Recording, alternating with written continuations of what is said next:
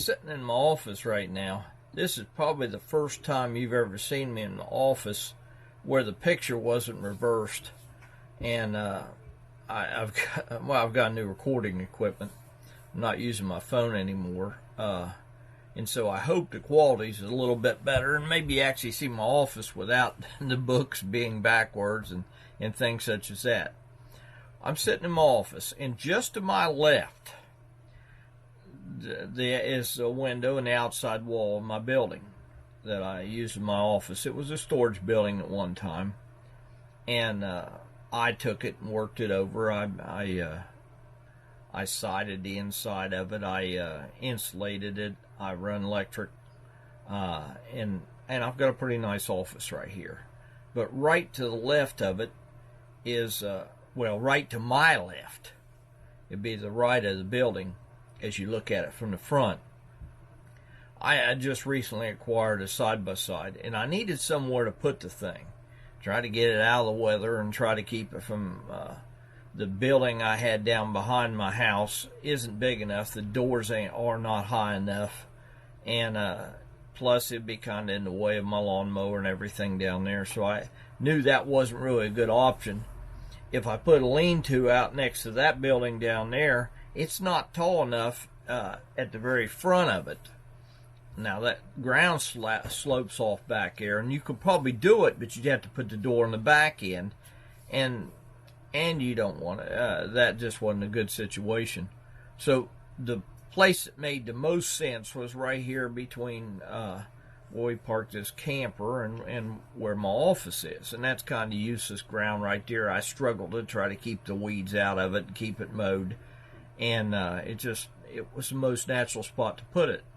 Well, I'm not much of a carpenter. I took a little engineering there, advice from my father-in-law. He recommended to me that I put at least an inch slope from the front to the back on it to make sure I got the water off. But being that I'm not a carpenter and I wanted to make sure my measurements were accurate because the ground isn't straight out there, so I'm afraid maybe my actual slope wouldn't be accurate, I went ahead and made it about 1.5 inches just to make sure. And other than that, that's pretty much the only help I got. I'm going to show you some pictures along the way of the project as it developed and what I did with it. And I'm pretty happy with how it turned out. And not too bad for a guy that ain't a carpenter and never has been and probably never will be. I'm pretty happy with the job, and you'll see from the pictures it turned out pretty well. I painted it the other day, and that was a chore too. But I'm pretty happy with how the job come out, and maybe I'll give you a few pictures here. I'll show you a little bit about this. It's an interesting thing. I hope it's well worth your time.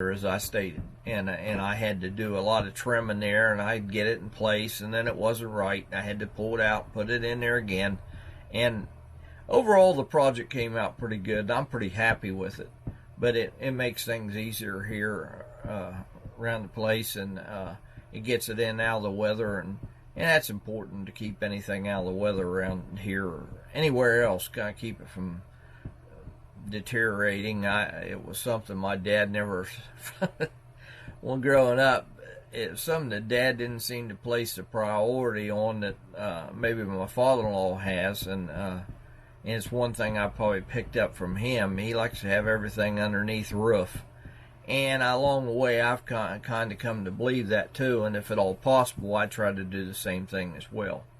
There's some mistakes out there, and there's a few things you might notice if you're a carpenter or pretty observant. You may notice. If you're up close, you'll see some things. But overall, I think it's a pretty good job for a guy that doesn't do a whole lot of this work, and really definitely is not gifted with those skills, and probably don't have the best tools for it either. but I make do, and I do what I pretty much try to learn to do what I need to do.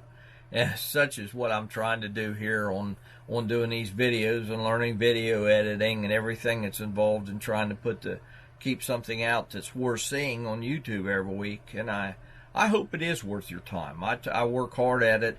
I try to learn this craft, and I try to learn to do things that I need to do